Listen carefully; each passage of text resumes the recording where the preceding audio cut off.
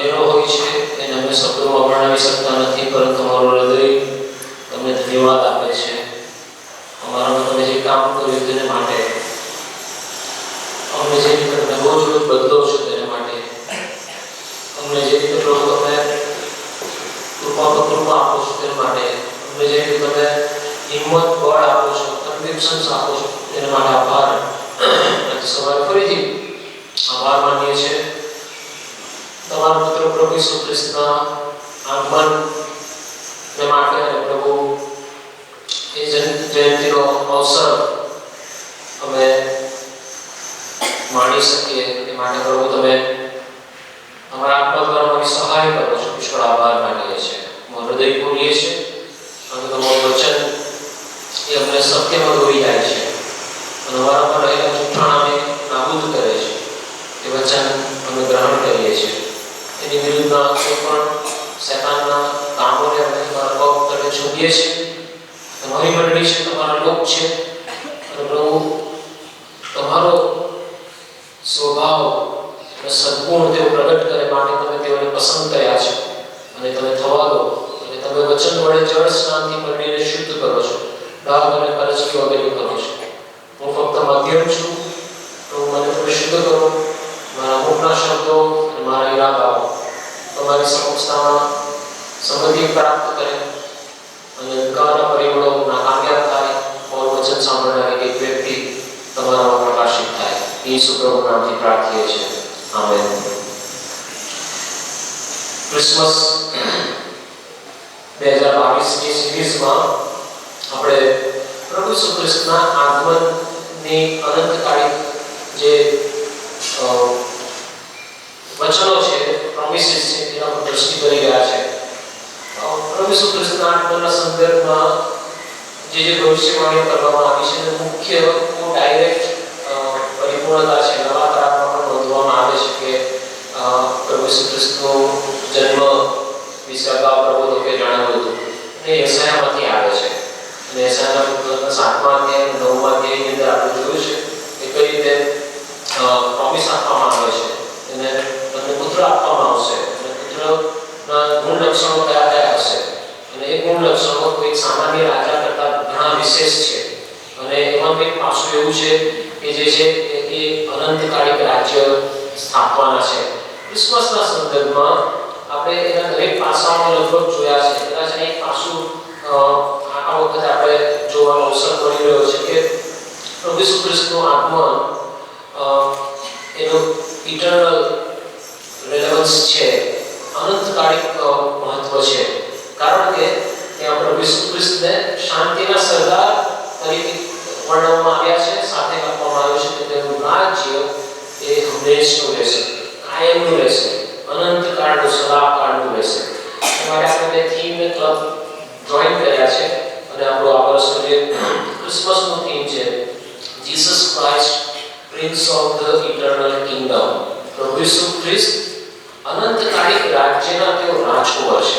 આપણે જોઈએ છે રાજકુમાર એ ભવિષ્યનો રાજા છે અને એક દિવસે રાજા તરીકે સ્થાપિત થવાના છે. એનાથી કોઈ એના અધિકારો કે હોદ્દો નજરઅંદાજ ઓછો થતો નથી, ડિમિનિશ થતો નથી. અને રાજકુમારનો અર્થ એ નથી થતો કે એની પાસે ઓછા પાવર્સ છે, પણ એ આપણે સમજી શકીએ એવી આપણી ટર્મિનોલોજીમાં એ લખવામાં આવ્યું છે. અને માટે પ્રિન્સ અથવા રાજકુમાર એટલો જ વૈભવ અને દરજ્જો અને અધિકાર ધરાવે છે જેનો રાજાનો છે. અને માટે એ કોઈ મોટો વિવાદનો પ્રશ્ન મને દેખાતો નથી. પરંતુ આપણે સમજવા માંગીએ છીએ કે પ્રભુ ઈસુ ખ્રિસ્તનું આગમન ને આપણે નાતાલને ઇટર્નિટી સાથે કનેક્ટ કરીને જોવામાં આપણે કદાચ એ કોશિશ ઓછી કરી છે. એ વખતે આપણે પણ જોયું હતું કે he came to establish his eternal kingdom. તેઓ પોતાનું અનંતકાલિક રાજ્ય સ્થાપવા માટે આવ્યા. એમનું પૃથ્વી પરનું આગમન ફક્ત તમને તમારા પાપોની માફી માટે નથી, એટલું નથી કે હું ક્રિસમસ ઉજવી લઉં, પરંતુ તેઓ એટલે માટે આવ્યા કે જો કોઈ તેની પર વિશ્વાસ કરે તો તેનો નાશ ન થાય અને તેને અનંત જીવન મળે. તો પ્રભુ ઈસુ ખ્રિસ્તનું નાતાલનું જે આગમન છે તે જ આપણને અનંત જીવનનો હવાલો આપે છે. અને એ બાબત આપણે સમજવા કોશિશ કરી રહ્યા છે. આજે આપણે જે થીમ ટાઇટલ હેઠળ મનન કરવાના છે એ છે હિઝ કિંગડમ વર્સિસ અર્થ. તેનું અનંતકાલિક રાજ્ય અને આપણું અથવા તો પૃથ્વી પરના રાજાનું ક્ષણિક રાજ્ય, મર્યાદિત ભૌતિક રાજ્ય, એના વિશે આપણે મનન કરવાના છે. પરંતુ આપણે આપણા આત્મિક જીવન વિશે જો વિચારીએ તો તમારામાંથી કેટલાને એવું થાય છે, તમારા આત્મિક જીવન માટે પ્રશ્ન થાય છે કે શા માટે પ્રભુને જીવન સોંપ્યા આટલા વર્ષો થયા, હજુ જે સિગ્નિફિકન્ટ ગ્રોથ, જે નોંધપાત્ર બદલાવ આવવો જોઈએ એ આવ્યો નથી. શું તમને લાગે છે કે તમારા જીવનમાં એવું બન્યું છે, તમને એવું લાગે છે કે પ્રભુને જીવન સોંપ્યું આટલા વર્ષો થઈ ગયા પણ જે નોંધપાત્ર ફેરફાર આવવો જોઈએ એ નથી આવતો? તમે શાસ્ત્રમાં જુઓ તો જેઓ પ્રભુને જીવન સોંપ્યું ને ત્યાર પછી કોઈ ડાયનેમિક કામો કર્યા, એમાં ગજબના પરિવર્તન આવ્યા, બદલાવ આવ્યા. અને જો એ બાબત આપણા જીવનમાં છે ને સામાન્ય રીતે આપણા વૈજ્ઞાનિક સૌથી મોટો આ પ્રોબ્લેમ છે કે આપણે આપણા આત્મિક જીવનને રેલેવન્ટ નથી બનાવ્યું. આપણા આત્મિક જીવનને ક્લોઝેટની અંદર એક નાના બોખલામાં આપણે જોયું છે. અમુક એક્ટિવિટી આપણે ક્રિશ્ચિયન એક્ટિવિટી સમજી બેઠા છે અને એને કારણે આ પ્રશ્ન આવે છે અને એમાં આ બે સામ્રાજ્ય એ દ્વંદ્વ કરે છે. ઈશ્વરનું અનંતકાલિક રાજ્ય તમારું સ્થપાયું છે પ્રભુને જીવન સોંપ્યાથી, પણ સાથે તમારું જે ભૌતિક સામ્રાજ્ય છે એ પણ હાર માનવા તૈયાર નથી. અને આ જે દ્વંદ્વ છે, આ જે બેટલ છે, આ જે વોરફેર છે એ આપણને વિનશનકારક બનાવી દે છે. આપણા વર્ષોની મહેનત, વર્ષોના પ્રયત્નો અને પ્રયાસો એ સરવાળે ઝીરો આવીને ઉભા રહી જાય છે અને આપણે ફ્રસ્ટ્રેશનમાં જીવી જઈએ છીએ. બહાર દેખાતા નથી. This is spiritual, inner spiritual લાઈફની રિયાલિટી છે. અને એનું કારણ એ છે કે બે રાજ્ય આપણી અંદર, બે સામ્રાજ્ય એ દ્વંદ્વ કરી રહ્યા છે. અને જો તમારા જીવનમાં બાબત બની રહી છે તો આજનું એ વચન પ્રભુ તમારા માટે રાખી મૂક્યું છે. કારણ કે આપણે સમજવામાં નિષ્ફળ ગયા છે કે મારામાં પ્રભુ ઈસુ ખ્રિસ્તનું આગમન એ મને અનંતકાળના રાજ્યને માટે મને ક્વોલિફાય કરે છે, પરંતુ મારું પૃથ્વી પરનું જે મારું શૈતાનનું સામ્રાજ્ય, દેહનું સામ્રાજ્ય, પાપી અવસ્થાનું જે સામ્રાજ્ય છે એ મને આત્મિક સામ્રાજ્યથી અટકાવે છે. પ્રભુનું જે આગમન છે આપણા જીવનની અંદર એ આપણને આનંદ આપે છે. કોઈ પણ વ્યક્તિ એવી નથી હોતી જે પોતાનું જીવન પ્રભુને સોંપે એ સમયે આનંદથી ભરપૂર નહીં હોય. અને પ્રભુ ઈસુ ખ્રિસ્ત પરનો વિશ્વાસ એક અનંત જીવન આપે છે. તો પ્રશ્ન એ છે, મને પૃથ્વી પર કેમ આનંદ થાય છે? આજ પ્રભુના પવિત્ર આત્માનું કાર્યની ખૂબી છે કે મારા જીવનમાં જે અનંત જીવન મને મળવાનું છે, અનંતકાલિક માના મળવાના છે, એનો આનંદ મને અત્યારે જ પૃથ્વી પર એન્જોય કરવા મળે છે. પરંતુ જ્યારે એ આનંદનું મૂળ કારણ પરથી મારી દ્રષ્ટિ ઘટે છે ત્યારે મારો એ આનંદ છે એ સીમિત થઈ જાય છે, ઝાંખો થવા માટે છે. અને સર્વનું મુખ્ય કારણ એ છે કે મેં મારી દ્રષ્ટિ અનંતકાલિક માનવ પરથી ઉઠાવી દીધી છે. જે કોઝ છે, જે કારણ છે, જેને કારણે મને આનંદ મળ્યો છે, એ કોઝ પર જોવાની જગ્યાએ હું આનંદમાંથી આનંદ મેળવવા કોશિશ કરું છું. હું આ બધા થીમમાંથી ખુશી મેળવવા કોશિશ કરું છું. રવિવારે ચર્ચમાં જવા મળે છે, ક્રિસમસ પર ડેકોરેશન, નવા કપડાં, ખાણી પીણી મળવાનું, તો એ બધા બાય પ્રોડક્ટ્સ છે. પરંતુ મેઇન કોઝ એ તમારું મારું અનંત જીવન છે. કારણ કે પ્રભુ ઈસુ ખ્રિસ્ત પૃથ્વી પર એટલા માટે જ આવ્યા કે તેઓ તમને મને અનંત જીવન આપે. અને ગયા રવિવાર પણ આપણે જોયું તો પાઉલ કહે છે કે જો ફક્ત આ પૃથ્વી પર જ અમે પ્રભુ પર આશા રાખી હતી તો અમારા જેવા હાસ્યપાત્ર લાફેબલ બીજા કોઈ નથી. અને હું એને એક સ્ટેપ આગળ જઈને એમ કહું છું કે જ્યારે હું એમ કહું એ રીતે જીવવા માંગુ છું કે ભવિષ્યના માના, અનંતકાલિક માના પર હું મને એક્સાઇટ નથી કરતા, પરંતુ અત્યારના માનાઓમાંથી અથવા તો જોયમાંથી જોય શોધું છું. આનંદ છે એ આનંદમાંથી હું આનંદ મેળવવા કોશિશ કરું છું ત્યારે એ ઝાંખું પડવાનું છે.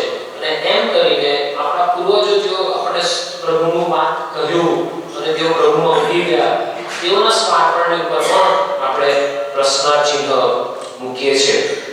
જો લુકની સુવાર્તા તેનો પહેલો અધ્યાય 32 અને 33મી કલમમાં પ્રભુ ઈસુ ખ્રિસ્તના જન્મની જે વાત ત્યાં કરવામાં આવી છે.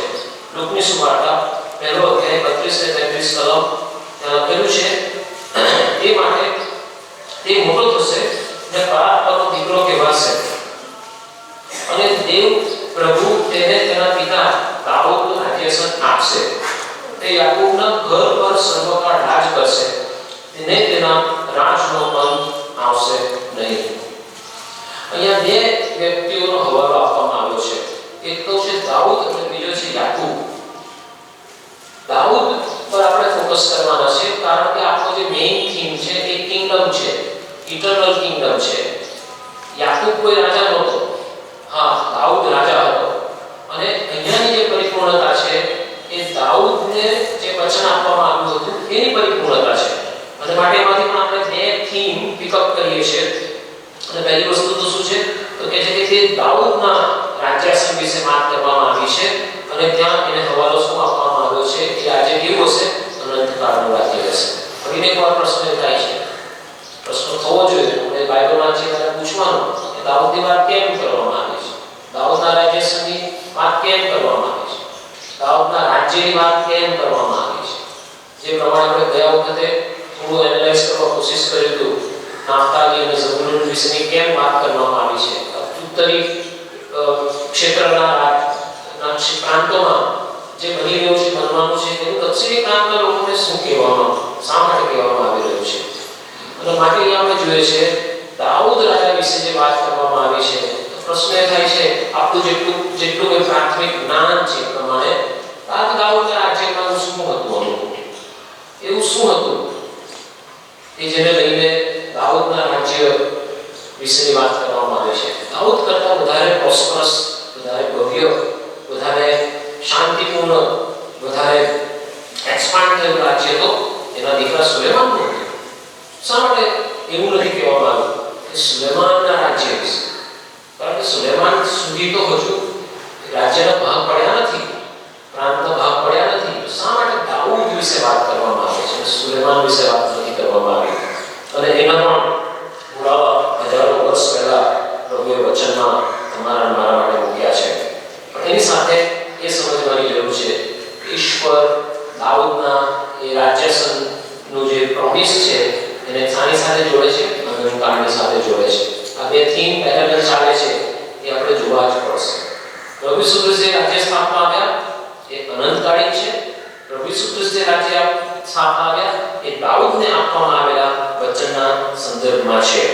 એના માટે આપણે આવીશું માથીની સુવાર્તા પહેલો અધ્યાય અને પહેલી કલમ. એના શું લખેલું છે? ઈસુ ખ્રિસ્ત જે દાઉદનો દીકરો, જે ઇબ્રાહીમનો દીકરો, તેની વંશાવળી. દાઉદ, ઈસુ ખ્રિસ્ત તો યુસુફના દીકરા હતા, દાઉદના દીકરા ક્યાં હતા? બાયોલોજીકલ હેરિટેજની વાત અને મોનાર્કિકલ જે હેરિટેજ છે તેની બંનેની વાત આવી ગઈ. લુક 1:32-33 માં શું છે? એનું રાજ્યાસન સંભાળશે, રાજકીય વારસો.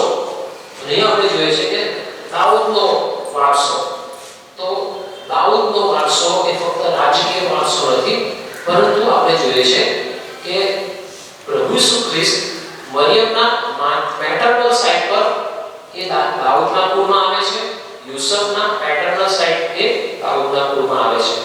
બીજી રીતે જોવા જઈએ તો પ્રભુ ઈસુ ખ્રિસ્ત જે લાઇનેજમાં આવે છે, જે વંશાવળીમાં આવે છે, એ દાઉદની વંશાવળી છે.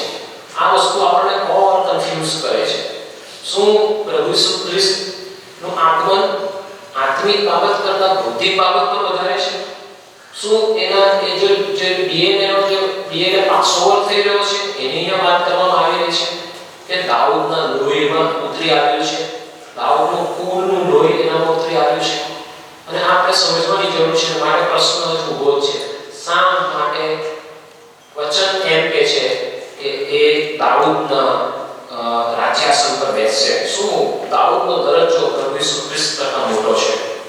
આપણે ગયા જોઈ રહ્યા હતા શાસ્ત્ર 46, 45 અને 6 ઈશ્વરનું જે રાજ્ય છે તે અનંતકાળનું રાજ્ય છે. નો વેઝ આપણે પૃથ્વી પરના માનવોમાં ઉલજી નહીં શકીએ. જો તમે પ્રભુને પ્રેમ કરો છો, તમે નવો જન્મ પામ્યા છો, તો ઇટર્નલ જે મેટર્સ છે એ તમારા જીવનમાં 80% હાવી હોવા જોઈએ. આપણે આથી વધુ થઈ જાય છે. 99% ભૌતિકમાં હાવી છે, 1% આત્મિકમાં હાવી છે. એક જ % આપણે આત્મિક જીવન અને અનંતકાળી માનવ વિશે વિચારીએ છીએ. એ અનંતકાળી જે આશીર્વાદ છે તે તમને મને શું આપે છે? સાચો આનંદ આપે છે. હજુ પણ એ પ્રશ્નનો આપણે હલ જોયો નથી કે શા માટે દાઉદના રાજ્યાસનની વાત કરવામાં આવી છે. પરંતુ અત્યાર સુધીના અભ્યાસ પરથી એટલું તો સ્પષ્ટ થાય છે કે બે બાબત સ્પષ્ટ થાય છે. રાજવી ઘરાનાની વાત ચાલી રહી છે, દાઉદની વાત ચાલી રહી છે, અને સાથે ઇટર્નલ કિંગડમની વાત ચાલી રહી છે, અનંતકાળી રાજ્યની વાત ચાલી રહી છે. આ બેને તમે ઇગ્નોર નહીં જ કરી શકો. નાતાલમાં જો આ બે થીમને તમે મર્જ કરશો તો તમે આત્મિક રીતે સાચા આત્મા ક્રિસમસ ઉજવી શકશો. મેં પ્રભુની જીવન સોંપ્યું ત્યાર પછી વર્ષો એવા રહ્યા. આ ક્રિસમસના દિવસોમાં બાહ્ય આનંદ પ્રમોદની અંદર આત્મિક જીવન બહુ જ ડાયલ્યુટ થઈ જાય. એ આનંદ પ્રમોદની અંદર ક્યાં હું આત્મિક બાઉન્ડ્રીઝ ક્રોસ કરી નાખતો તો મને ખબર નહોતી પડતી. વર્ષો ગયા, ટસકાઓ કદાચ ગયા. અને ત્યાર પછી સમજ પડવા માંડી કે કારણ કે મારી અંદર બે સામ્રાજ્ય યુદ્ધ કરી રહ્યા છે અને હું મૂળ જે કોઝ છે, કારણ છે, એની પર દૃષ્ટિ કરવા કરતા તે જોયમાંથી જોય, એ અનંત જીવનનો આનંદમાંથી આનંદ મેળવવા કોશિશ કરું છું. અને જ્યારે અનંત જીવન આવ્યાનો જે આનંદમાંથી આનંદ ઉદ્ભવવા કોશિશ કરું છું તે શક્ય બનવાનું નથી. અને માટે આ પ્રશ્ન આપણા જીવનમાં આવે છે. એના ઘણા બધા જવાબો આજે આપણને મળવાના છે. દાઉદનું રાજ્ય વિશેનો જે હવાલો છે એ આપણને બીજું સમુએલમાં જોવા મળે છે. બીજું સમુએલ એનો 7મો અધ્યાય અને 13મી કલમ, પાના નંબર 285. ઇનફેક્ટ 7મો અધ્યાય બહુ સુંદર અધ્યાય છે. એ અધ્યાય તમે વાંચશો ઘરે જઈને તો તમને ક્રિસમસનો જે થીમ છે ત્યાં તમને ખબર પડશે. શા માટે દાઉદનું રાજ્ય વિશે ત્યાં વાત કરવામાં આવી છે? શા માટે દાઉદનું રાજ્ય એ અનંતકાલિક રાજ્ય સાથે એને કનેક્ટ કરવામાં આવે છે? મારી સાથે તમે જોશો 13મી કલમ, 7મો અધ્યાય 13મી કલમ. તું તે મારા નામને સારું ઘર બાંધશે ને તેનું રાજ્ય હું સદાને માટે સ્થાપિત કરીશ. ઝડપથી તમને આનો બેકગ્રાઉન્ડ કહી દઉં. 7મા અધ્યાય, 6મા અધ્યાયની અંદર જો તમે જુઓ તો 7મા અધ્યાયની શરૂઆતમાં તમે જુઓ તો દાઉદ એક હેઠાપાડા પરથી રાજા બન્યો છે. રાજા બન્યા પછી એને બધી રાજા બનવાની જે બધી સ્કિલ છે શીખી લીધી છે અને એ સારો કહેવાય ને કે પ્રોગ્રેસ કરી રહ્યો છે, સારી વિજય મેળવી રહ્યો, એક્સપાન્ડ કરી રહ્યો છે. કહી શકીએ તો એનું કારકિર્દી ચઢાવ પર છે, ઉગતો સૂરજ છે. અને એ સમયે એને મગજમાં વિચાર આવે છે, પ્રભુને કહે છે, પ્રભુ મારે તારા માટે ઘર બાંધવું છે, મંદિર બાંધવું છે. અને પ્રભુ એને ના પાડી દે છે, ચોપડીમાં. આત્મિક જીવનમાં ઘણા બધા પ્રશ્નો, ઘણા બધા સમયો હોય છે જ્યારે આપણને દેખીતી રીતે આત્મિક અને સારી બાબત લાગતી બાબત પ્રભુની યોજનામાં નથી હોતી. આપણે જીદ કરીએ છીએ, આપણે મારી મચડીએ એ કામ કરવા જ માંડીએ છીએ, કરી નાખીએ છીએ. આપણે એમ કહીએ છીએ આ તો મેં પ્રભુને માટે કર્યું, સારું નથી કરેલું ને, બધા કોણ લાવ્યો નથી, જસ્ટિફાઈ કરવા કોશિશ કરી. ઈશ્વર દાઉદને ના પાડી દે છે કે નહીં, તારો છોકરો કરશે. હવે કયા સ્પોટ પર એની સાથે ઈશ્વર સાથેનો વાતચીત થાય છે પણ આપણે સમજવાની જરૂર છે. આ એ સમય છે કે જ્યાર પછી થોડો સમયમાં હવે એનો ડાઉન ટ્રેન્ડ શરૂ થવાનો છે. હવે એના જીવનમાં પડતી આવવાની છે. હવે એના જીવનમાં શું આવવાનું છે? પાપ આવવાનું છે. વિચારનું પાપ, મર્ડરનું પાપ, બીજા બધા પાપો આવવાના છે. અને ત્યારથી એના રાજ્યની અધોગતિ, પૃથ્વી પરના રાજ્યની અધોગતિ શરૂ થવાની છે. શું પ્રભુને નહોતી ખબર આ એ વ્યક્તિ છે કે જે વ્યભિચારનું પાપ કરવાનો છે? આ એ વ્યક્તિ છે કે જે મર્ડરનું પાપ કરવાનો છે? તો શા માટે એને એવું પ્રોમિસ આપવામાં આવે છે? એને એમ કેમ કહેવામાં આવે છે કે તારા દીકરો એ મંદિર બાંધશે? શું ઈશ્વરને ખબર નહોતી કે સુલેમાન જેવો ભ્રષ્ટ રાજા કદાચ બીજો કોઈ નહીં હોઈ શકે? જેટલી બળ એને ઈશ્વર સામે કર્યું તો કદાચ બીજા કોઈ નથી કર્યું. જેટલું પ્રભુના સાધનોનો એને દુરુપયોગ કર્યો એટલો બીજો કોઈ જગ્યાએ નથી કર્યો. શા માટે પ્રભુ ત્યાં એમ કહે છે કે નહીં, તારો દીકરો મંદિર બાંધશે? શું એમાં કોઈ એવી બુદ્ધિની વાત હતી કે જે ફક્ત સુલેમાનની બુદ્ધિ જ કામ કરી શકે એમ હતી? ફરીને એક વાત આમાં મોટું સુંદર આત્મિક રહસ્ય રહેલું છે જે આપણને સમજાવે છે કે શા માટે પ્રભુ એને કહે છે. એના જવાબ ત્યાર પછી કલમોમાં આપણે મળે છે. શું કહે છે? હું તેનો બાપ થઈશ, તે મારો પુત્ર થશે. જો તે બુરાઈ કરશે તો હું મનુષ્યની છોટી વડે તથા મનુષ્ય પુત્રોના સાટકા વડે તેને શિક્ષા કરીશ. આના વિશે વાત કરે છે, સુલેમાન રાજા વિશે વાત કરે છે. આગળ વધીએ 15મી કલમ. અને જેમ મેં સાઉલને તારી આગળથી ખસેડીને તેની પાસેથી મારી કૃપા લઈ લીધી, તેવી રીતે તેની પાસેથી તે જતી રહેશે નહીં. અને તારું કુટુંબ તથા તારું રાજ્ય તારી આગળ સદા અવિચળ થશે. તારું રાજ્ય સદાને માટે કાયમ રહેશે. આ સર્વ વચન પ્રમાણે તથા આ સર્વના દર્શન પ્રમાણે નાથાન દાઉદની આગળ બોલ્યો. શું થાય છે? બહુ સુંદર બાબત કરે છે. ઈશ્વર કેટલા ઇન્ટેલિજન્ટ છે, એ કેટલા ગજબના ફક્ત ન્યાયાધીશ જ નહીં પણ એક એડવોકેટ છે. જો પ્રભુ જે શબ્દપ્રયોગ નાથાન દ્વારા વાપરે છે કે એને એમ નથી કહેતો કે દાઉદ તારો દીકરો નામ પણ નથી દેતા કે કોણ છે, એ પણ નામ સિક્રેટ રાખે પ્રભુ. તો કે તારો દીકરો સુલેમાનની વાત નથી કરતા કે તારા દીકરાને માટે હું શું કરીશ? તો કે તારો દીકરો એ મંદિર બાંધશે અને જે પ્રમાણે સાઉલ રાજા પાસેથી લઈ લીધેલી હતી એ એને પાસે નહીં લો. શા માટે? કોઈને એક વાર પ્રશ્ન થાય, શા માટે પ્રભુ સુલેમાન રાજા વિશે આવું કહે છે? મારી દૃષ્ટિએ સાઉલ રાજા કરતા વધારે ભ્રષ્ટ સુલેમાન છે. શા માટે સાઉલ રાજા વિશે આવું કહે છે? એનું કારણ એ છે, પ્રભુ કહે છે કે તું મર્યાદિત છે, તું લિમિટેડ છે, તો એક દિવસે મરણ પામવાનો છે, પણ હું તને વચન આપું છું કે તારું જે રાજ્યાસન છે એ અનંતકાળ થશે. અહીંયા આપણે એટલો તો જવાબ જોવા મળે છે શા માટે ઈશ્વર પ્રભુ ઈસુ ખ્રિસ્તના આગમનને દાઉદના રાજ્ય સાથે સંકળવામાં આવ્યું છે. કારણ કે ઈશ્વર દાઉદ સાથે કરાર કરે છે. દાઉદને પ્રોમિસ આપે છે કે હું તારું રાજ્ય, એમ નથી કહેતો સુલેમાનનું રાજ્ય. આ શબ્દ પ્રયોગ તમે ધ્યાનથી વાંચો તો ત્યાં લખવામાં આવ્યું છે કે મેં એની પાસે કૃપા લઈ લીધી તે પ્રમાણે જતી રહેશે નહીં. અને શું છે? તારું કુટુંબ તથા તારું રાજ્ય તારી આગળ સદા અવિચળ રહેશે. ઈશ્વર કહે છે કામ કોણ કરશે? સુલેમાન કરશે. તારા પછીનો જે છે એ સક્સેસ થશે. પણ આ કરાર કોનું છે? રાજ્ય કોનું છે? એ તારું છે, દાઉદનું છે. સુલેમાનનું રાજ્ય કોનું છે? તો એ દાઉદનું જ છે. હજુ એક અડધો જવાબ આપણી પાસે બાકી ઉભો રહે છે. દાઉદને કેમ, શા માટે દાઉદ સાથે કરાર ઈશ્વર કરે છે? અને એનું ઘણી બધી કલમો કદાચ આપણે જોઈ શકીએ, પણ એને સુંદર સંક્ષિપ્તમાં જવાબ જોઈએ તો એના માટે લખવામાં આવ્યું છે કે યહોવાનો મનગમતો માણસ હતો. એનાથી પણ જવાબ પૂરો થતો નથી. પ્રશ્ન એ થાય છે કે શા માટે એનો મનગમતો માણસ હતો? એનો જવાબ એ છે કે એની પાસે પશ્ચાતાપ હતો, એની પાસે ભંગીતતા હતી, એની પાસે નમ્રતા હતી, એની પાસે પોતાનું પાપ કબૂલ કરવાની તત્પરતા હતી. એની સામે જો આપણે જોઈશું તો આપણે ઘણા બધા જવાબો છતાં સ્પષ્ટ થશે. પહેલા સમુએલના 8મા અધ્યાયમાં આવીએ. પહેલું સમુએલનો 8મો અધ્યાય 1 થી 9 કલમો જે વાંચી ત્યાં શું બને છે? તો ત્યાં લોકો સમુએલની પાસે આવે છે. સમુએલને જ્યારે બાળક તરીકે પ્રભુના મંદિરમાં મૂકવામાં આવ્યો હતો ત્યારે એલીના બાળકોની જે હાલત હતી એના કરતાં ખરાબ હાલત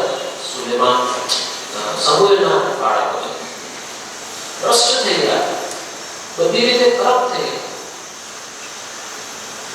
સમુએલ ઓલરેડી એ વેદનામાં હતો. મારા બાળકો મેં આટલું બધું પ્રભુમય જીવ્યો અને મારા બાળકો બદફેરીમાં છે, મારા બાળકો ભ્રષ્ટ છે, મારા બાળકો પ્રભુની વિરુદ્ધ છે, એક આખો અલગ વિષય છે, પરંતુ જે કોન્ટેક્સ્ટમાં આપણે છે એ તેની વેદનામાં ઉમેરો કરે છે. શું કહે છે? લોકો આવીને એને કહે છે, કોઈ પણ મા બાપ માટે એ જોવું કે પોતાનું બાળક બદફેરીમાં ચાલે છે, જીવે છે, એની ખરાબ પરિસ્થિતિ કઈ નહીં હોય શકે, નહીં આરામ કરી શકે, નહીં ભૌતિક માનવને માણી શકે, કે નહીં ભવિષ્યમાં કંઈક સારી આશા જોઈ શકે, એને બધું અંધકારમય જ લાગે. પરંતુ અહીંયા તેઓ આવીને શું કહે છે? ચોથી કલમમાં પાછા તરફ દાઉદવાળી વાતમાં આપણે આવીશું ત્યારે જવાબ પૂરો થશે. ચોથી કલમમાં આથી ઇઝરાયલના સર્વ વડીલો એકઠા થઈને રામામાં સમૂહ પાસે આવ્યા. તેઓએ તેને કહ્યું કે જો તું વૃદ્ધ થયો છે અને તારા દીકરા તારા માર્ગમાં ચાલતા નથી. આટલે સુધી ઓકે છે. આટલે સુધી શું થાય છે કે તેઓ સમૂહને જે કહે છે ફેક્ટ છે, કોઈ નકારવાની વાત કે પીછળો કરવાની વાત નથી. ચોક્કસ એ વસ્તુને વેદના આવે છે, પણ જે ખરી મજાની વાત છે ત્યાર પછી છે. માટે બીજી પ્રજાઓની પેઠે અમારો ન્યાય કરવા સારું અમને રાજા ઠરાવ્યા. જો માણસની સ્ટૂડનેસ કેવી છે, એની કપટ ભરેલી મનોવૃત્તિ કેવી છે, એને છતી થાય છે. એની જીવનનો કોઈ નબળું પાસું છે, એનો ઉપયોગ તેઓ પોતાની મનસા પરિપૂર્ણ કરવા માટે કરે છે. જો ખરેખર ફક્ત તેઓને તેની ચિંતા એના બાળકોની અધોગતિ હતી તો એમ કહી શક્યા કે સુમોલ તારા બાળકો તો પ્રભુના માર્ગમાં રહ્યા નથી, હવે અમારો ન્યાય કોણ કરશે, આગળ શું થશે, કોણ ન્યાયાધીશ બનશે? પણ તેઓ આને એક તક તરીકે જુએ છે. શું કરવા માટે? પોતાની દુનિયાવી રજવાડું સ્થાપવાની મનસા પરિપૂર્ણ કરવા માટેની તક તરીકે જુએ છે. અને માટે આખું થીમ તેઓ બદલી નાખે છે અને ન્યાયાધીશ પરીક્ષાની પર આવી જાય છે. અમને બીજી પ્રજાઓની જેમ અમારો ન્યાય કરવા માટે અમને રાજા આપો. હવે ફક્ત વાત તેના બાળકો પૂરતી મર્યાદિત નથી રહી. હવે તેઓ તેના દરજ્જાને પણ રિજેક્ટ કરે છે. અમે તારા ન્યાયાધીશ તરીકેનો જે તારો જે ડેઝિગ્નેશન છે એ પણ અમને નથી ગમતું. તું કાંઈ પ્રભુની વાતો કર્યા કરે છે, અમને નથી ગમતી. હવે સરસ ચાન્સ મોકો આવ્યો છે સત્તા પલટ કરવાનો કે આને હવે એવી રીતે ક્લાસ ખસાડી દો કે આ આધુનિક વાતો જતી રહે. કોણ આવે? તો કે છે કે રાજા આવે. કેવો રાજા આવે? દુનિયામાં જેવો છે તેવો રાજા. અને બહાનું શું કાઢે? તમારો ન્યાય કરવા માટે. સી આપણે બધી વખત આવું કરીએ છીએ. સ્પિરિચ્યુઅલ ભૌતિક માનવી સાથે સ્પિરિચ્યુઅલ થીમને એ રીતે મર્જ કરવા કોશિશ કરીએ છીએ. ભૌતિક માનવી ઉપર સ્પિરિચ્યુઅલ વાતો એવું સુપર કોટિંગ કરીએ છીએ કે દેખાવમાં તેમ જ લાગે. આ લોકોને પ્રભુના લોકોની કેટલી ચિંતા છે. આ આગેવાનોને પ્રભુના લોકો સુવ્યવસ્થિત રહે કેટલી ચિંતા છે. હકીકતમાં ચિંતા નથી. હકીકતમાં તેઓ ઈશ્વરની સામે પોતાનું રજવાડું સ્થાપવા કોશિશ કરે છે. આ પાયલોટલ પોઈન્ટ છે. આ એ જગ્યા છે, એ સમય છે, આ એ ઘડી છે જ્યાં તેઓ હવે પછીના લગભગ 1800-2000 વર્ષનો જે ઇતિહાસ છે એને ખોટી દિશામાં લઈ જવા માટે તેઓ કારણભૂત બને છે. તેઓ કહે છે અમને રાજા આપે છે કે અમારો ન્યાય કરે. ફરી એકવાર બધું પેટા ક્વેશ્ચન આપણે પૂછીએ જે આપણને મદદ થશે કે શા માટે આટલો અભ્યાસ કરી રહ્યા છે. ને તો એ છે કે ન્યાયાધીશો અને રાજાની વચ્ચે શું ડિફરન્સ હતો? ન્યાયાધીશો એ હતા કે જેઓ એક ઓર્ડિનરી માણસમાંથી આવેલા વ્યક્તિ હતા. ન તો કોઈ એની પાસે પોલિટિકલ બેકગ્રાઉન્ડ હતું, ન તો કોઈ પ્રિસ્ટલી બેકગ્રાઉન્ડ હતું. એવી વ્યક્તિ કે જે પ્રભુની પ્રત્યે ગંભીર છે, એવી વ્યક્તિ કે જે પ્રભુને પ્રેમ કરે છે. ગિદ્યોનને ખબર ને ક્યાં પગ ભરાઈ ગયો હતો, છુપાઈ ગયો હતો, મારે કંઈક કરવાનું આવ્યું હતું. સામાન્ય માણસો હતા ન્યાયાધીશો. ઈશ્વર તેઓને પસંદ કરતો હતો. તેઓમાં શું ડિફરન્સ હતો રાજાની સરખામણીમાં? તેઓની પર એ ડિફરન્સ હતો કે તેઓ પર પ્રભુનો આત્મા હતો, પવિત્ર આત્મા હતો. માટે જો એ ક્લેરિટી આ આવી રહી છે કે દુનિયાવી રાજ્ય સામે રિજેક્ટ કરે છે, પવિત્ર આત્માની વાતો નહીં કરો. અમારી આગળ તો રંગારંગ કાર્ય વાત કરો, અમારી આગળ વેસ્ટર્ન કન્ટ્રીઝની વાત કરો, અમારી આગળ ક્રિસમસ ટ્રીની વાત કરો, અમને ઈસુ ખ્રિસ્તની વાત નહીં કરો. તમે આવો, નાચ ગામ કરો, ગીતો ગાઓ, બધું કરો, ઈસુ ખ્રિસ્તની વાત નહીં કરો. સેન્ટા ક્લોઝની વાત કરો, અમને ઓકે છે. ક્રિસમસ ટ્રીની વાત કરો, ચોકલેટ્સની વાત કરો, બધી વાત કરો, ખ્રિસ્તની વાત અમને નહીં કરો. અહીંયા તેઓ કે છે અમને ન્યાયાધીશ નથી જોઈતા.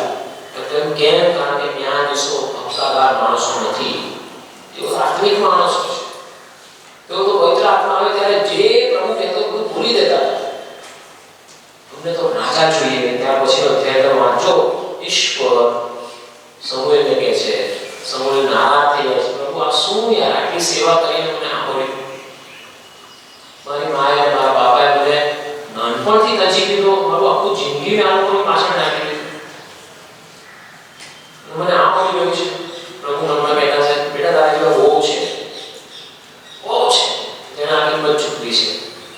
કહે છે કે તું તેઓ જે કહે છે એનાથી નારાજ નહીં થાય, તો તને રિજેક્ટ નથી કરતા, મને રાજા તરીકે રિજેક્ટ કરે છે. ખ્યાલ છે શા માટે ઈશ્વર દાઉદનું રાજ્ય વિશે વાત કરે છે?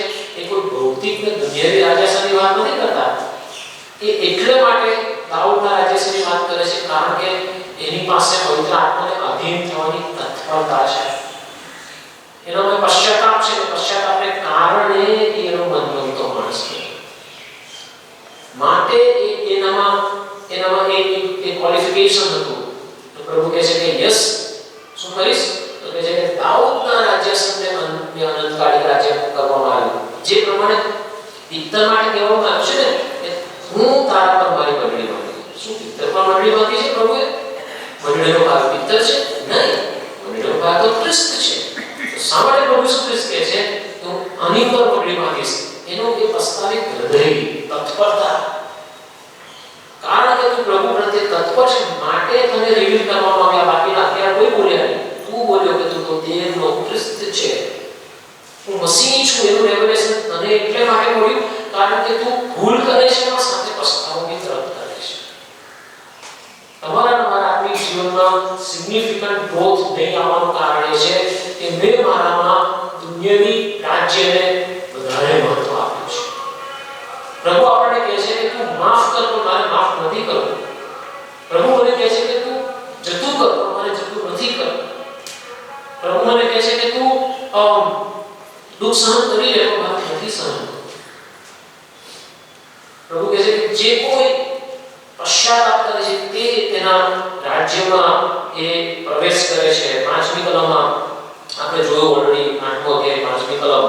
અને તેઓએ તેને કહ્યું કે તું મૃત થયો છો, કે સોરી 9મી કલમમાં આપણે આવીએ. 9મી કલમ શું લખ્યું છે?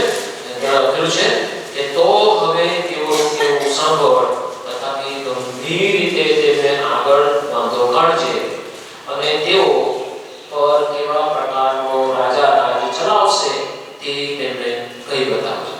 શું બને છે? પ્રભુ લોકોની ભૌતિક દુનિયાવી જીતની આગળ પોતાના હથિયાર મૂકે છે. એક બાજુ પ્રભુની ઈચ્છા છે, બીજી બાજુ લોકોની ઈચ્છા છે. ઘણી બધી વખત આપણા જીવનમાં પણ આ રીતે બને છે અને એને આપણે પ્રભુની અનુમતિ સમજી લેશે. પણ ઘણા કહેવાતા આત્મિક કે સારા કાર્યો આપણે કરી નાખ્યા છે પ્રભુના નામે, પરંતુ પ્રભુની ઈચ્છા નથી. પણ આપણે એની પર સુગર કોટિંગ ચડાવી દીધું છે. એ તો ભાઈ આમ કરવા માટે, એ તો આ રીતે. આપણે ભૂલી જઈએ છીએ કે એ કાર્યમાં પ્રભુને હું નારાજ કરું છું. જે ડિફરન્સ સુલેમાન અને દાઉદની વચ્ચે છે તે આ છે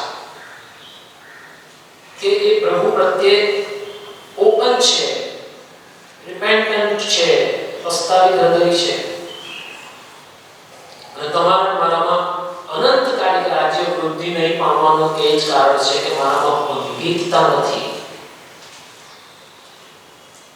દાઉદને જ્યારથી ખબર પડી કે હવે મારા રાજ્યની પડતી થઈ ગઈ છે, હું ડાઉનફોલ ચાલુ થઈ ગયું છે, મારી અધોગતિ શરૂ થઈ ગઈ છે, એને બધી પરિસ્થિતિને ઝેલ્યા કરી, એક્સેપ્ટ કર્યો.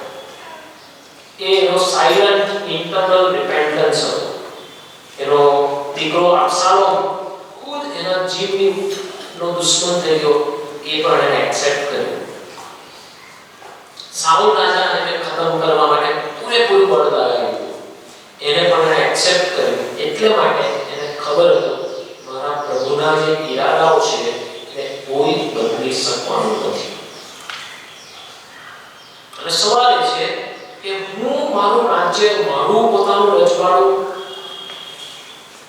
સ્થાપવા અને જાળવી રાખવા માટે પ્રયાસ કરું છું કે એ આશીર્વાદ જે ઈશ્વર તમને મને આપવા માટે આવ્યા છે, એ રાજ્ય કે જે દાઉદને આપવામાં આવ્યું વચન, એ રાજ્ય છે. આનો કોઈ સીધો ખુલાસો ડાયરેક્ટ થિયોલોજીકલ રેફરન્સ આપણને નથી જોવા મળતો જે હું કહેવા માંગુ છું, પરંતુ એ જ મુખ્ય કારણ છે મારી દ્રષ્ટિએ કે પ્રભુ દાઉદને માટે કહે છે કે હું દાઉદનું રાજ્ય સનાતન રાજ્ય બનાવીશ. દાઉદ રાજાનો શરૂઆત સારી હતી, એન્ડ કદાચ એટલો સારો હતો. એની અધોગતિ થઈ. ત્યાર પછી સામ્રાજ્ય જતું રહ્યું, ભૌતિકતામાં જતું રહ્યું.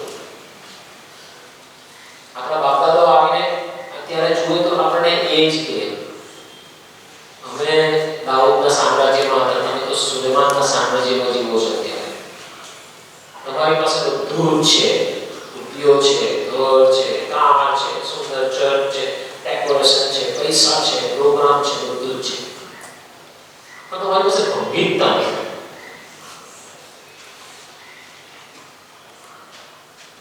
દાઉદના જીવનમાં જે હતું એ તમારી પાસે નથી. એ માટે જે વચન ઈશ્વર દાઉદને આપે છે, શા માટે દાઉદને પસંદ કરે છે? કારણ કે he was repentant. 11 થી 17 ની કલમમાં તમે જુઓ, બહુ ભયંકર વાતો તેઓને લખવામાં આવી છે. તમે જોજો શું કરશે એ રાજા આવશે તો 11 ની કલમ, તેણે તમે કહ્યું કે તમારા રાજા પર રાજ કરશે, તે આવો થશે, તે તમારા પુત્રોને પકડીને તેઓને પોતાના રથોને સારું પોતાના સવારો તરીકે રાખશે અને તેઓ તેના રથની આગળ દોડશે. તે પોતાને માટે તેઓને હજાર પર સરદારો, 50 પર સરદારો બનાવશે. તે કેટલાયને પોતાના ખેતરો ખેડવા, કાપણી કરવા, યુદ્ધના શસ્ત્રો ને પોતાના રથોનો સામાન બનાવવા માટે કામે લગાડશે. તે તમારી દીકરીઓને પકડીને તેમને કંદોળો, રસોઈનો ભઠ્ઠારો બનાવશે. વળી તે તમારા ખેતરો, તમારી દ્રાક્ષાવાડીઓ, તમારી જૈતવાડીઓમાંથી જે ઉત્તમ હશે તે લઈને પોતાના ચાકરોને આપશે. અને વળી તે તમારા અનાજનો અને તમારી દ્રાક્ષાવાડીનો 10મો ભાગ લઈને પોતાના કારભારીઓને તથા પોતાના ચાકરોને આપશે. તે તમારા દાસોને, તમારી દાસીઓને ને તમારા ઉત્તમ જુવાનોને, તમારા ગધેડાને પકડીને પોતાને કામે લગાવશે. તે તમારા હેટાનો દશાંશ લેશે અને તમે તેના દાસ થશો. અને તમારા પસંદ કરેલા રાજાને કારણે તે દિવસે તમે પુકાર કરશો, પણ યહોવા તે દિવસે તમને ઉત્તર આપશે નહીં. ઓકે, વોર્નિંગ જો તમારી સાથે શું હાલત થશે, શું થશે? તો આ હાલત થશે. રાજા માંગો છો તો તમારી આ હાલત થવાની છે. બહુ ભૌતિક માંથી તમે આનંદ મેળવવા કોશિશ કરો છો તો આ બનવાનું છે તમારી સાથે. એ તમને એક્સપ્લોઇટ કરવાનું છે. ત્યાં દિવસે એવા નહોતા. ત્યાં દિવસે આવીને કોઈ દશાંશ માંગતા નહોતા. ત્યાં દિવસે આવીને કોઈ હુકમ કરતા નહોતા, કોઈ ઓર્ડર કરતા નહોતા. ખાલી પ્રભુનું વચન કહીને ફસી જતા હતા. તમારે કરવું હોય તો કરો, નહીં તો તમારો પ્રોબ્લેમ છે. એને શું કહે છે? પ્રભુ કહે છે હું તેઓને સાંભળીશ નહીં. હું તેઓને શું કરશે? એ દિવસે તમે મને પુકાર કરશો, પણ યહોવા તે દિવસે તમને ઉત્તર આપશે નહીં. એટલે કેટલા બધાને આ પ્રશ્ન છે જેઓને પ્રભુ ઉત્તર નથી આપ્યા. તારી જીભ પ્રમાણે કરવું જ છે, રાજા જોઈએ છે, તારે તારું જ રજવાડું સ્થાપવું છે. પ્રભુ સેન્ટિમેન્ટલ પ્રભુ છે, બહુ લાગણીશીલ છે, હર્ટ થાય છે. પ્રભુ વધારે કશું નથી કરતા. નથી કહેતા કે હું તમારું બધું ઉડાવી દઈશ, બરબાદ કરી દઈશ. પ્રભુ કહે છે કે નહીં, હું તમારી સાથે વાત નહીં કરીશ, તો તમને જવાબ નહીં આપીશ. આ ડિફરન્સ હતો ન્યાયાધીશો અને રાજાની વચ્ચે. આ ડિફરન્સ હતો. અને એ ડિફરન્સ આપણે જોઈએ છે સુલેમાન રાજાની શરૂ થઈને ક્યાં જાય છે. અને આપણે ગયા રવિવારે બેઠા રાજાની વાત કરી અને બીજા ભ્રષ્ટ રાજાઓની વાત કરી. બીજા પછાડીને બેસી ગયા રાજા તરીકે. તમારું પોતાનું રજવાડું એ ઈશ્વરનું રજવાડું કઈ બાબત આપણે સ્થાપી રહ્યા છે, કઈ બાબતને સેલિબ્રેટ કરી રહ્યા છે. અનંત જીવન પ્રભુ જીવન પ્રભુને સોંપ્યું માટે આનંદ આવે. આનંદમાંથી હું આનંદ ક્રિએટ કરવા કોશિશ કરું છું, જે નથી બનવાનું. ઉજવણી, ડેકોરેશન આ બધું એટલે માટે છે અનંત જીવન મને મળ્યું એનો આનંદ છે. જો મારું ધ્યાન એ અનંતકાળી રાજ્ય પરથી ઉઠાવી લઈશ તો હું એ સાચા આનંદને જનરેટ નહીં કરી શકીશ. યોહાનની સુવાર્તા 18નો અધ્યાય 26મી કલમ પાના નંબર 110 નવા કરારમાં ઈસુએ ઉત્તર આપ્યો કે મારું રાજ્ય આ જગતનું નથી. જો મારું રાજ્ય આ જગતનું હોત તો મને યહૂદીઓને સ્વાધીન કરવામાં ન આવે. માટે મારા સેવકો લડાઈ કરત, પણ મારું રાજ્ય તો અહીંનું નથી. ફરી એકવાર યાજકોએ પોતાનું રજવાડું સ્થાપેલું હતું. પોતાની મનમાની કરવી હતી. શાસ્ત્રીઓ અને પડોશીઓ પોતાની મનમાની, પોતે જે કરે અમને જે જોઈએ છે એ જ કરવાનું, એ જ થવું જોઈએ. પ્રભુ ઈસુ ખ્રિસ્ત કહે છે કે મારું રાજ્ય આ જગતનું નથી. બહારના લોકો તમને એટલે માટે ધિક્કારે છે કારણ કે તેઓ મને ધિક્કારે છે, પરંતુ મારી અંદર હું દેવનું અનંતકાળી રાજ્ય સ્થાપવાની જગ્યાએ શું કરું છું તો મારું પૃથ્વી પરનું નાશવંત ભૌતિક હતાશ કરી નાખનાર રાજ્યને એ રીતે સ્થાપ્યા કરું છું કે કદાચ એક સમયે એ સ્પોટ પર પહોંચી જાઉં છું. પ્રભુ કહે છે કે હું તારું નહીં સાંભળીશ. તું મને હાથ નહીં મારશે, પ્રભુ મને બચાવ નહીં સાંભળીશ. કારણ કે તે મને બહુ ડીપલી હર્ટ કરે છે, તે મને કન્સિસ્ટન્ટલી હર્ટ કરે છે. તારામાં દાઉદનો જેવો પસ્તાવી હૃદય નથી. તે તો આગેવાનોની જેમ આ ઇરાદાઓ આત્મિક કવચની અંદર, આત્મિક આવરણની અંદર પરિપૂર્ણ કરીને ભંગ કરે છે. માથેની સુવાર્તા 6ઠ્ઠો અધ્યાય 33મી કલમમાં પ્રભુ ઈસુ ખ્રિસ્ત ફરીથી કહે છે તમે પહેલા તેના રાજ્યને તથા તેના ન્યાયપણાને છો. પહેલા તેના રાજ્યને તથા તેના ન્યાયપણા.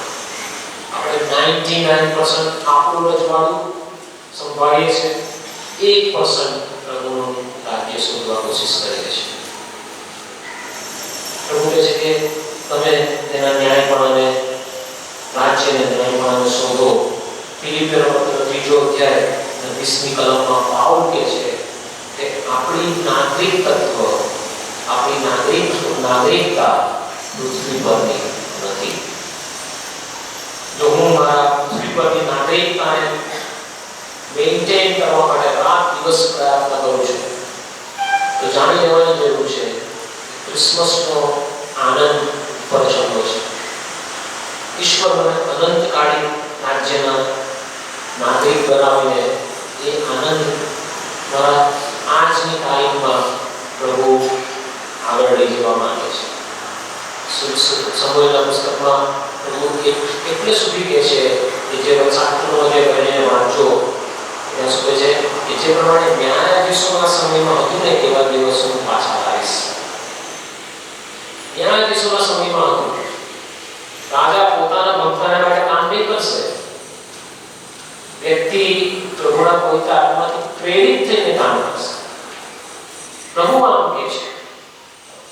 મારે પ્રતિકરણના પુસ્તકમાં પ્રભુ મંડળીને કહે છે કે જેને સાંભળવાને કામ છે, પવિત્ર આત્મા જેને કે એ સાંભળે. બાકીના બધા તમે જાણો, બાકીના બધા તમે તમારું રજવાડું સ્થાપ્યા કરો, તમારું રજવાડું તમે બાંધો. શું અનંતકાળી એ રાજા એ પાછળ ચાલી રહ્યા છે કે અનંતકાળી રાજાના નામે મારું પૃથ્વી પરનું રજવાડું હું મઠાવું છું, પ્રાર્થના કરી.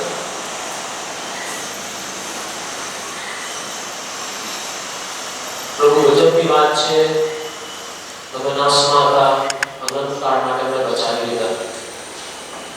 પ્રભુનો જે આનંદ છે એ પૃથ્વી પર અમે માણી શકીએ. આભાર પ્રભુ, આ બાબતો અમને સ્પષ્ટ કરવા માટે. ઘણો સમય પ્રભુ અમારું રજવાડું આપ્યું છે, તમને ના કહી છે, તમે તમારા વાના કરવાનો દોડ કર્યો છે, તમારા વાના વાતો કરવાની બાના હેઠળ પ્રભુને અમારી જીદ બનાવી છે. પ્રભુ માફી માંગીએ છીએ કે કેટલા બધાની આગળ પ્રભુ તમે તમારા હથિયારો મૂકી દીધા છે, તમે જતું કર્યું છે, પણ અમારી આત્મિક અધોગતિ હોવી છે, એમાંથી અમે બહાર કાઢો. એ રીતે પિતાઓને એ રાજ્યના નાગરિક તરીકે અનંતકાળી પારાને લઈને અમે આનંદ કરી શકીએ. ઈસુ પ્રભુનાથી પ્રાર્થીએ છીએ. આમેન. ભજન સંગ્રહની ગીત નંબર 365 365 આપણે ગાઈશું. તેમને નાનો પ્રભુ પાસે ગાવીશું. ચલો